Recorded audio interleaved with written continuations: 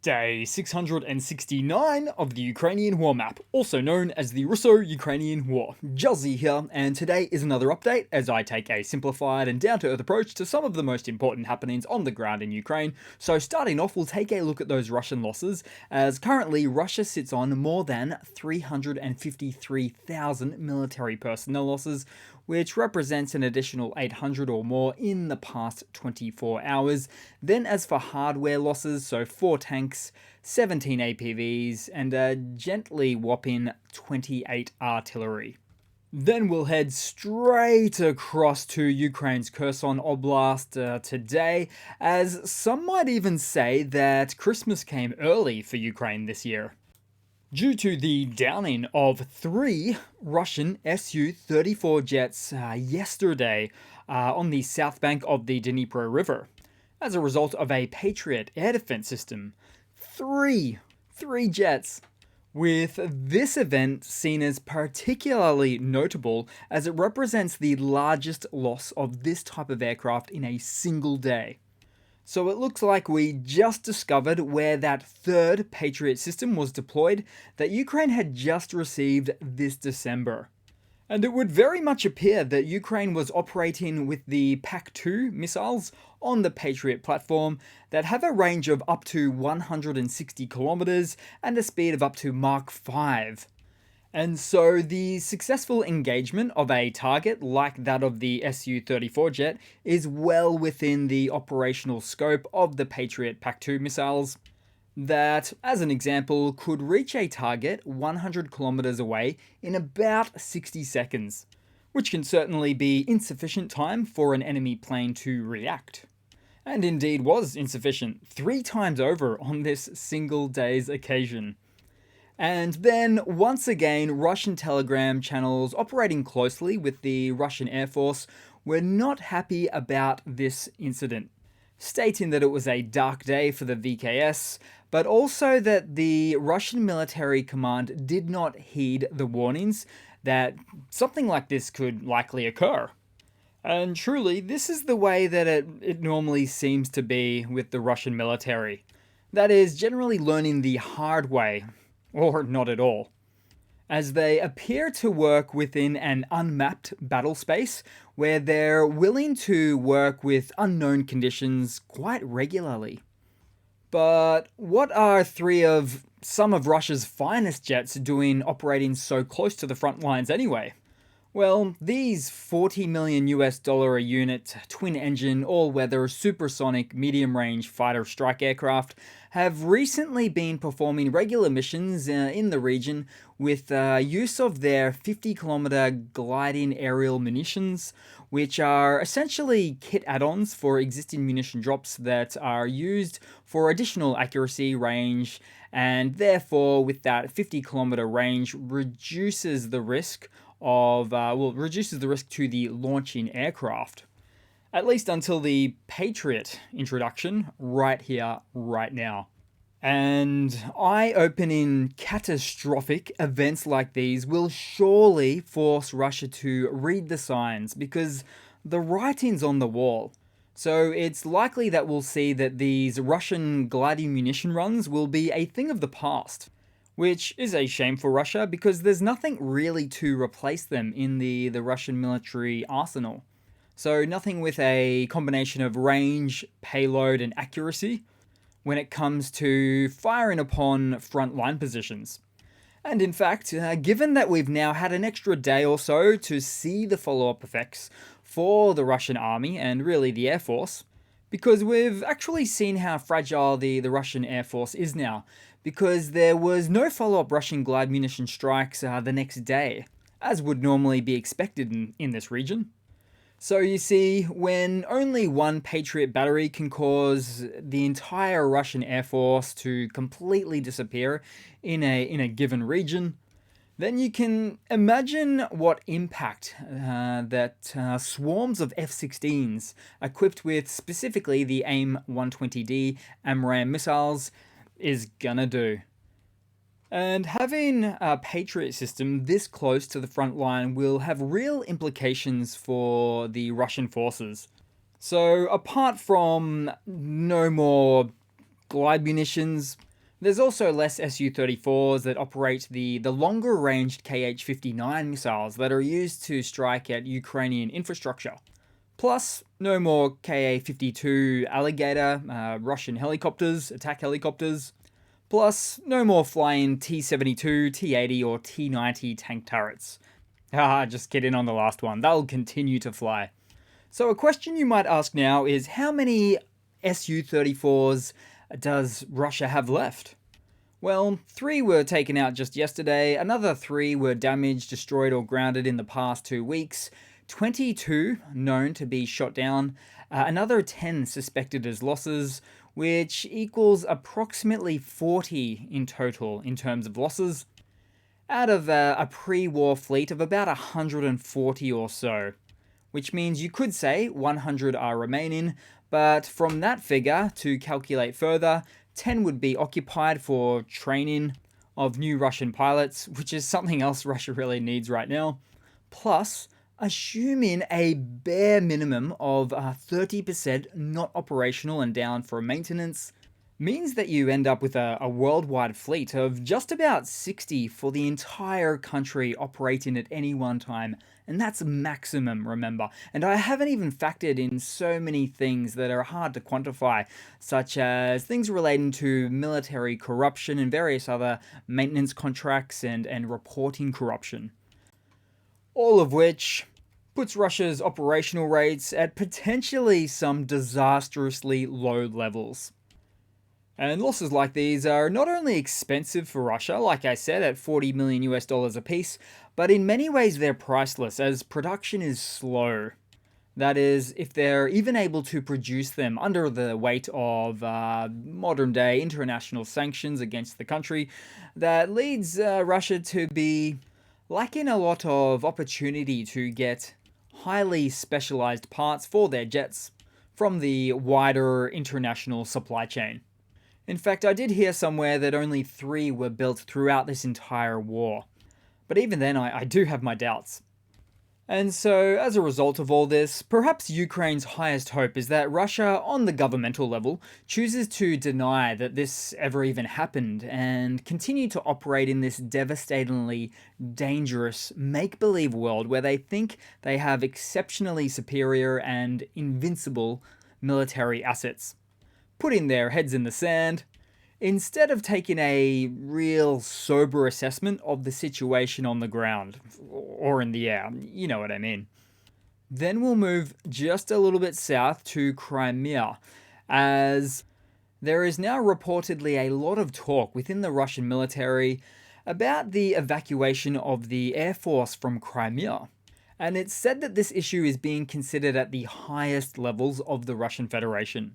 Although you might think that this seems like something of a dramatic statement. But as of 0800 hours yesterday, Russia had withdrawn its warships from the Black Sea and the Sea of Azov, likely to safer waters, such as being docked far away at Novorossiysk over there, or perhaps even with making passage through the Volga-Don Canal, which passes through Russia's southern Rostov-on-Don city that travels to the Caspian Sea. And among the withdrawn fleet is 2 carriers of the Caliber cruise missiles, which can carry a total salvo of up to 16 missiles.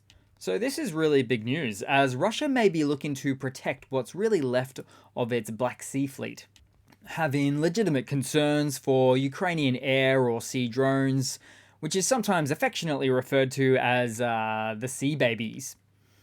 Then we'll scoot back into the Ukrainian map proper today, as there was another fire at an oil depot in Ilovaisk, which is just southeast of Donetsk city. Although it should be mentioned that this has happened at least a few times before. And so here's some old photos putting on display the former actions of the AFU as it relates to oil depots in this very location. Then we'll head right up on the map to Russia, into Moscow, as it would appear that there were some red-hot flaming Christmas sales in a Moscow shopping mall as a fire broke out. And with such regularity of fires in Moscow these days, Well, I imagine it's just like breathe in for Muscovites at this point these days. In fact, they literally do breathe in that smoky air on probably what really seems to be a weekly basis or even more frequent than that these days. Then we'll head across to some news for today. So, starting off, Germany's latest delivery for Ukraine has arrived and included 3 additional 35mm dual autocannon Gepard flak panzers, which are the air defense systems that are really good on the Russian drones. Then also there was numerous armored vehicles and trucks delivered. Also 10 surveillance drones, the Vector drones, and various ammunition types, among other things. Then in some similar news, Japan. So, in follow up to their recent agreement to supply the USA with Patriot missiles that Japan happens to also produce under a license, in order to free up additional US stockpiles for Ukraine, Japan is now looking to perform a similar maneuver with providing 155mm artillery shells to the UK, as they do indeed also produce those artillery shells under license for the UK defence contractor BAE. So, although Japan has laws against providing active war zones with weapons, which is part of their long-standing pacifist approach since World War II, nothing is stopping them from exporting their military production to other nations, allowing the UK, in this case, to send their own artillery stockpiles to Ukraine, thereby replacing them with what Japan provides them. Then, moving along, because for some of the biggest news this weekend, if it wasn't already big enough of a weekend, Ukraine is likely to receive its first batch of F-16 fighter jets from the Netherlands by the end of 2023, so not too long to go now. In fact, the preparations appear to already be underway for the first 18. And these jets of which can in fact be transported by rail or truck with wings removed, transporting the fuselage separate. And so it could be argued that the aforementioned movement of Russian warships further away out of the Black Sea and the Sea of Azov could have something to do with this news, as Russia continually gets pushed further and further back. First, it was the HIMARS GMLRS rockets with their 90-kilometer range, forcing Russia's logistics and HQ and ammo and oil depots back. Then it was the Storm Shadows and the ATACMS, moving Russian aircraft fleets way back, in many cases back to Russia. And now, Russia is dealing with its own naval and aircraft concerns, particularly as it relates to the Crimean Peninsula and the Black Sea.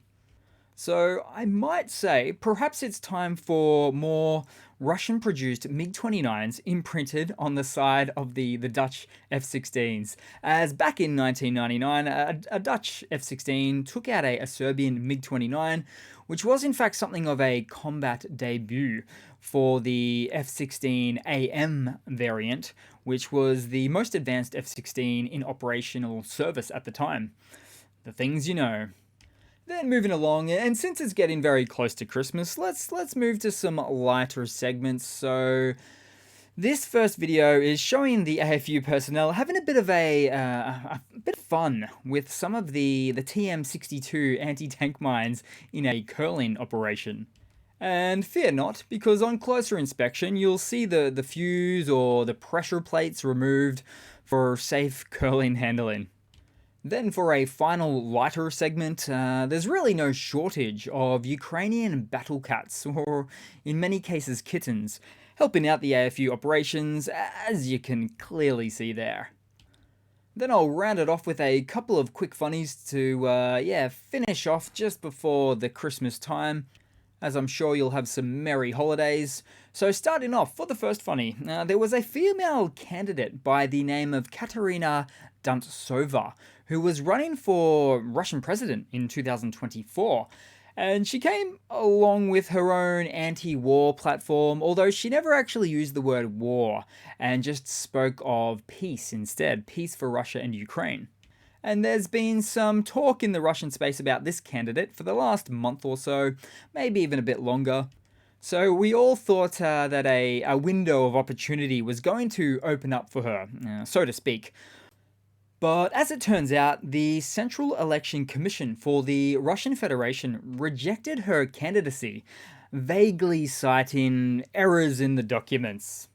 Now, we already know that Putin is going to win, quote unquote, this upcoming Russian election, but still, this is how insecure Putin shows himself to be, as he very likely brought this situation to bear in stopping a relatively unknown and pro-peace candidate to even have the chance to run against him. So, in the end, it all comes down to Putin's severe paranoia, which I've fairly well documented in the past. That's our Putin. Then moving across to a quick final funny to round it all off for today, guys. So, due to Ukraine's recent technological innovations and prowess in the field of drone warfare, a new counteracting tool, if you will, has been circulating around Russian military circles, which is a foldable prayer card to Saint Vivara to pray away the Ukrainian demon drones. Can you imagine being a Russian sent to the front line trenches or even storm assault groups with nothing but a broken Mosin rifle from 1891 or sometimes no weapons at all, but now getting equipped with a prayer card to pray to an Eastern Orthodox saint named Saint Vivara, who, by the way, turns out to be a martyrdom saint. And having this as perhaps your primary means of protection in a war. That's impressive. Russia, you continue to outdo yourself once again. Just not in the way that your military would want. So that's it for today, guys. Thanks again for watching. I really do appreciate you there. Do enjoy your Christmas break if you get one. Keep yourself and your family safe, and I'll see you guys in the next one. Cheers. Merry Christmas.